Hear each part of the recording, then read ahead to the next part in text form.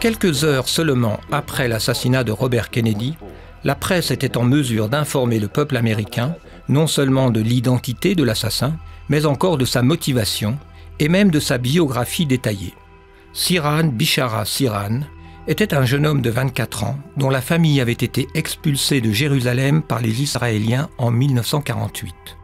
Il avait dans sa poche une coupure de presse citant des propos de Robert Kennedy favorables à la vente de 50 bombardiers à Israël.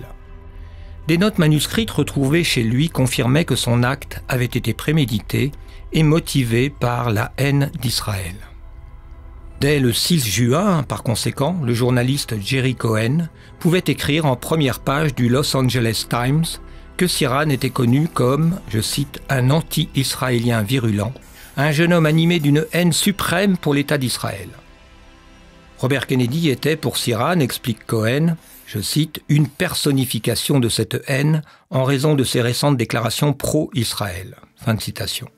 Le journaliste prétend avoir appris du maire de Los Angeles, Samuel Yorty, que 3 semaines avant de passer à l'acte, Sirhan avait écrit dans un cahier qu'on retrouva chez lui « Kennedy doit être assassiné avant le 5 juin 1968 », c'est-à-dire, précise Cohen, le premier anniversaire de la guerre de 6 jours dans laquelle Israël humilia 3 voisins arabes, l'Égypte, la Syrie et la Jordanie.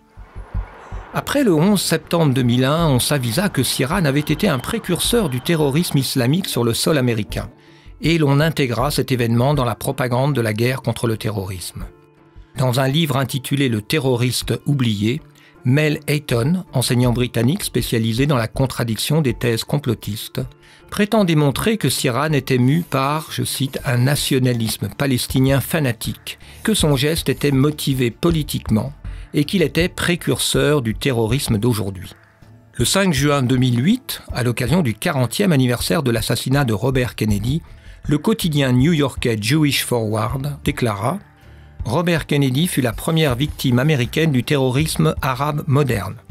On ne peut s'empêcher de noter le parallèle entre l'assassinat de Kennedy et les attaques terroristes du 11 septembre 2001. Dans ces 2 tragédies, le fanatisme arabe montra son horrible visage sur le sol américain, changeant de façon irrévocable le cours des événements dans ce pays. » Fin de citation. Le même jour, le journaliste Sacha Issenberg du Boston Globe rappelle que la mort de Robert Kennedy, je cite, « nous a donné un avant-goût du terrorisme venu du Moyen-Orient ». Il cite Alan Dershowitz, surtout connu comme l'avocat de l'espion israélien Jonathan Pollard, qui se souvient avoir ressenti l'assassinat de Robert comme, je cite, « un acte de violence motivé par la haine d'Israël et de quiconque soutenait Israël ».